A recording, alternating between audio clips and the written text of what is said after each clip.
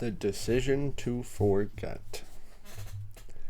Unless you first know something, you cannot dissociate it. Knowledge must precede dissociation, so that dissociation is nothing more than a decision to forget. What has been forgotten then appears to be fearful, but only because the dissociation is an attack on truth. You are fearful because you have forgotten, and you have replaced your knowledge with the awareness of dreams because you are afraid of your dissociation, not of what you have dissociated. When what you have dissociated is accepted, it ceases to be fearful. Yet to give up the dissociation of reality brings more than merely lack of fear. In this decision lies joy and peace and the glory of creation. Offer the Holy Spirit only your willingness to remember, for he retains the knowledge of God and of yourself for you. Waiting for your acceptance, give up gladly everything that would stand in the way of you remembering. For God is in your memory. His voice will tell you what you are a part of him. His voice will tell you that you are a part of him when you are willing to remember him and know your own reality again. Let nothing in this world delay your remembering of him, for in this remembering is the knowledge of yourself. To remember is merely to restore to your mind what is already there. You do not make what you remember. You merely accept again what is already there, but was rejected. The ability to accept truth in the world is the perceptual counterpart of creating in the kingdom. God will do his part if you will do yours, and his return in exchange for yours is the exchange of knowledge for perception. Nothing is beyond his will for you, but signify your will to remember him, and behold, he will give you everything but for the asking. When you attack, you are denying yourself. You are specifically teaching yourself that you are not what you are. Your denial of reality precludes the acceptance of God's gift because you have accepted something else in its place. If you understand that this is always an attack on truth, the truth is God, and you will realize why it is always fearful. If you further reorganize that you are part of God, or recognize that you are part of God, you will understand why it is that you always attack yourself first. If you realize the complete havoc this makes on your peace of mind, you could not make such an insane decision. You make it only because you still believe it can get you something you want.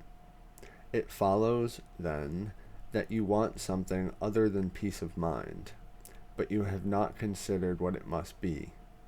Yet the logical outcome of your decision is perfectly clear, if you will only look at it. By deciding against your reality, you have made yourself vigilant against God and his kingdom, and it is this vigilance that makes you afraid to remember him. The God of sickness. You have not attacked God, and you do love him. Can you change your reality? No one can will to destroy himself. When you think you are attacking yourself, it is a sure sign that you hate what you think you are, and this, and only this, can be attacked by you. What you think you are can be very hateful. And what this strange image makes you do can be very destructive. Yet the destruction is no more real than the image, although those who make idols do worship them. Why else would they make them? The idols are nothing, but their worshippers are the sons of God in sickness, the lost ones. God would have them released from their sickness and return to his mind. He will not limit your power to help them because he has given it to you. Do not be afraid of it because it is your salvation. What comforter can there be for the sick children of God except his power through you? Remember that it does not matter where in the sonship he is accepted. He is always accepted for all, and when your mind receives him, the remembrance of him awakens throughout the sonship. Heal your brothers simply by accepting God for them. Your minds are not separate, and God has only one channel for healing because he has but one Son. God's remaining communication link with all his children joins them together and then to him. To be aware of this is to heal them because it is the awareness that no one is separate and so no one is sick. To believe that a son of God can be sick is to believe that part of God can suffer. Love cannot suffer because it cannot attack. The remembrance of love therefore brings invulnerability with it. Do not side with sickness in the presence of a son of God, even if he believes in it. For your acceptance of God in him acknowledges the love of God he had forgotten.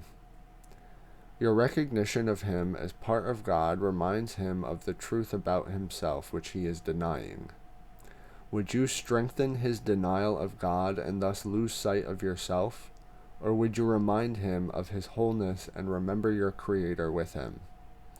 To believe a son of God is sick is to worship the same idol he does. Right, because there's nothing wrong with him. God created love, not idolatry.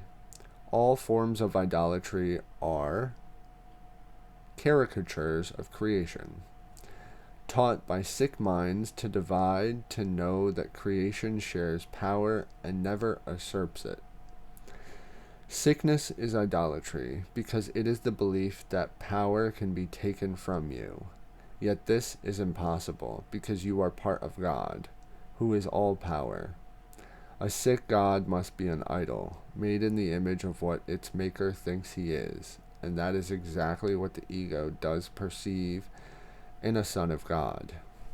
A sick God, self-centered, self-sufficient, very vicious, and very vulnerable. Is this the idol you would worship? Is this the image you would be vigilant to save? Look calmly at the logical conclusion of the ego's thought system and judge whether its offering is really what you want, for this is what it offers you. To obtain this, you are willing to attack the divinity of your brothers, and thus lose sight of yours, and you are willing to keep it hidden and to protect an idol you think will save you from the dangers for which it stands, but which do not exist. There are no idolaters in the kingdom, but there is a great appreciation for everything that God created. Because of the calm knowledge that each one is a part of him, God's Son knows no idols, but he does know his Father. Health in this world is a counterpart of value in heaven. It is not my merit that I contribute to you, but my love. For you do not value yourself. When you do not value yourself, you become sick. But my value of you can heal you, because the value of God's Son is one. When I said my peace I give unto you, I meant it. Peace comes from God through me to you. It is for you, although you may not ask for it. It is for you, although you may not ask for it. When a brother is sick, it is because he is not asking for peace, and therefore does not know he has it already. The acceptance of peace is the denial of illusion, and sickness is an illusion. Yet every son of God has the power to deny illusions everywhere, anywhere in the kingdom. Merely by denying them completely in himself, I can heal in himself. I can heal you because I know you.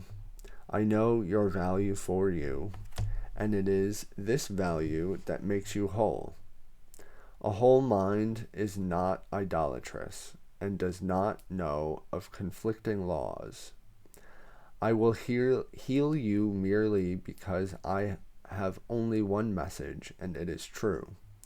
Your faith in it will make you whole when you have faith in me. I do not bring God's message with deception, and you will learn this as you learn that you always receive as much as you accept. You could accept peace now for everyone and offer them perfect freedom from all illusions because you heard his voice.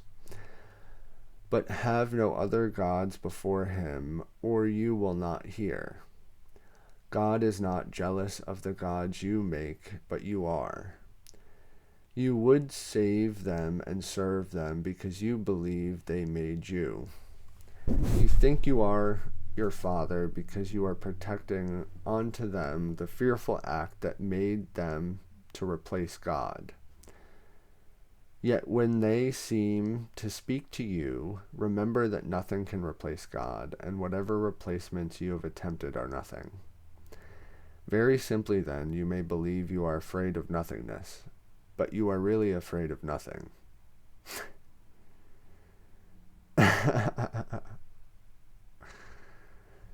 So I'm afraid of being in the ocean. Which, I mean, if you're in the ocean, right, but genuinely terrified. So,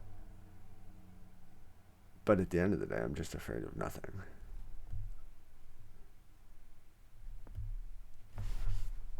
And in that awareness, you are healed.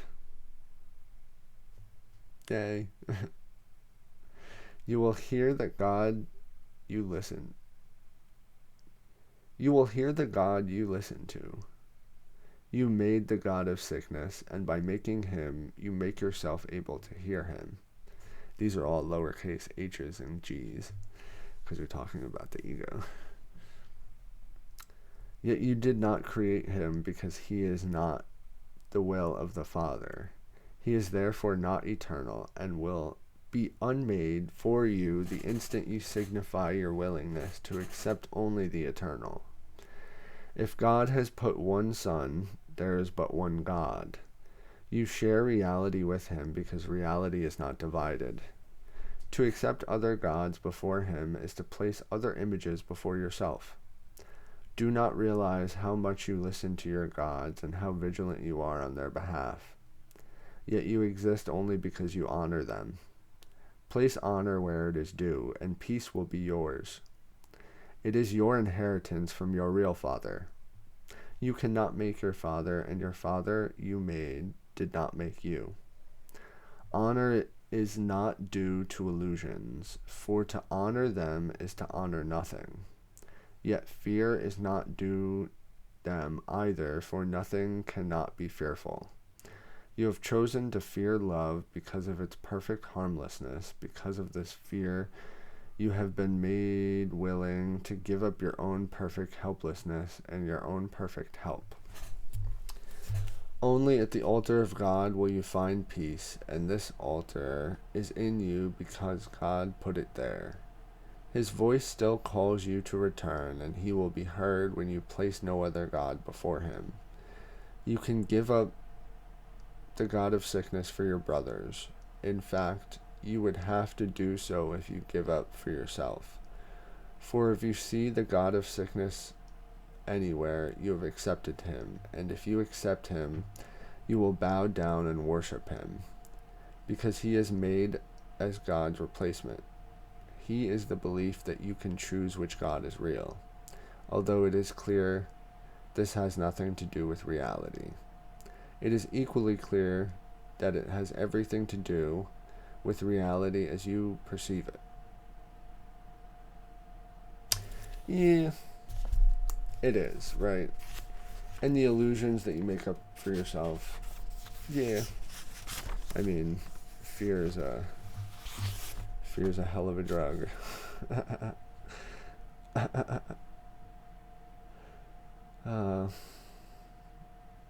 You should want peace too, right? It says, "My peace I give unto you." I meant it. right? Because if I keep messing stuff up, I shouldn't be in charge of my peace. Somebody else should be. Because I obviously don't know how to be more peaceful. So, you need a real teacher.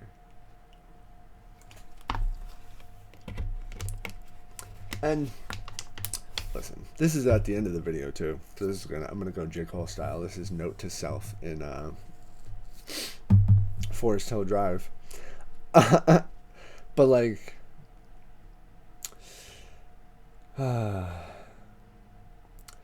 the good and the bad, and that's from an album after, but he does talk about a song about like just releasing everything that's good and bad, and like, I've messed up, and I hate that I messed up, and I don't want to mess up in the future, because at the end of the day, it'll be a better world for everybody else if at least I don't mess up.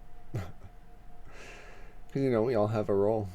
And if you can't at least fulfill that role, it's like, how can I look at myself and say that I did my best if I can't do that? But, I don't know. I'm not your teacher.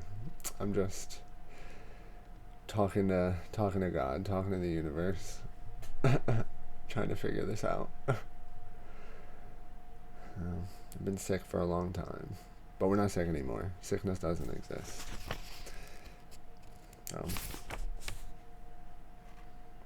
Thank you, everybody. Thank you, God.